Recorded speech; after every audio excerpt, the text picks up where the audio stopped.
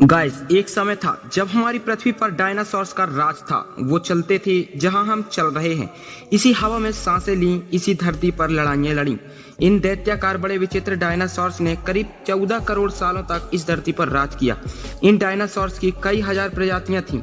इनमें से कुछ शाकाहारी थे, कुछ मांसाहारी थे, तो कुछ डायनासोर्स बहुत ही शांत स्वभाव के थे। वहीं कुछ हिंसक और खतरनाक थे। ये उस समय के सबसे शक्तिशाली जीव थे। लेकिन फिर ऐसा अचानक क्या हुआ? आखिर वह ऐसी कौन सी घटना थी जिसने इनका नामो निशान मिटा दिया? इसे जानने के लिए हमें करोड़ों साल पीछे जाना होगा और डायनासोर्स के उस अंतिम दिन को करीब से देखना होगा।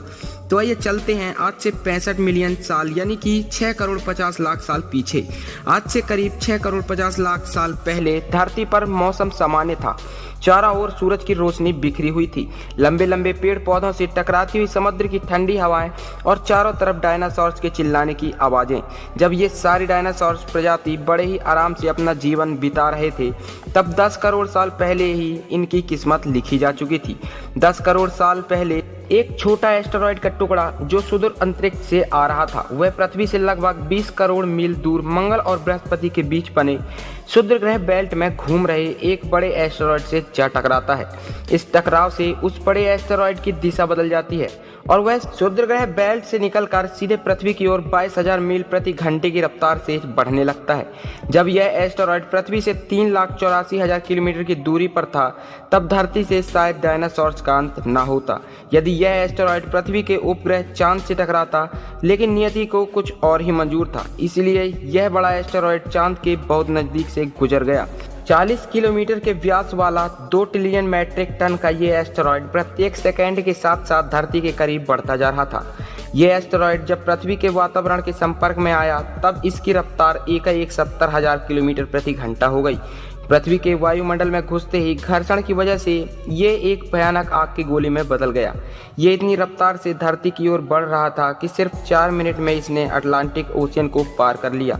इसकी चमक इतनी अधिक थी कि धरती पर टकराने से पहले ही हजारों जीव इस दहकते हुए आग के गोले को देखकर पूरी तरह से अंधे हो गए थे। ये जीव उस उल्का को देख नहीं पा रहे थे, लेकिन वह इसकी भयानक गर्मी को महसूस कर रहे थे।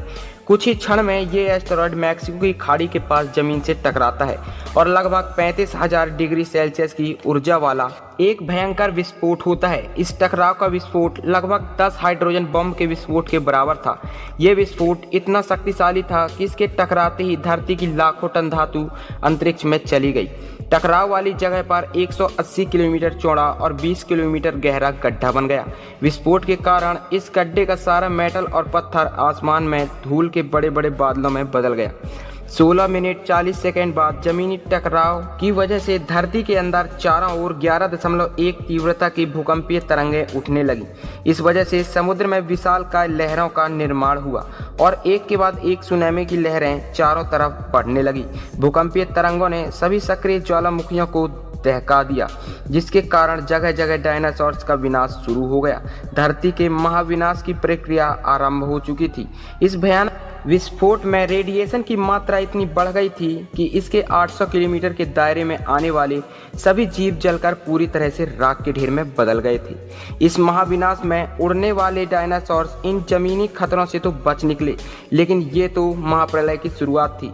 विस्फोट की वजह से जो लाखों टन मेटल, पत्थर और धूल अंतरिक्ष में गया था, वह ग्रेविटेशनल पुल के कारण ठीक 40 मिनट बाद आग के गोले के रूप में पूरी धरती पर बरसने लगे।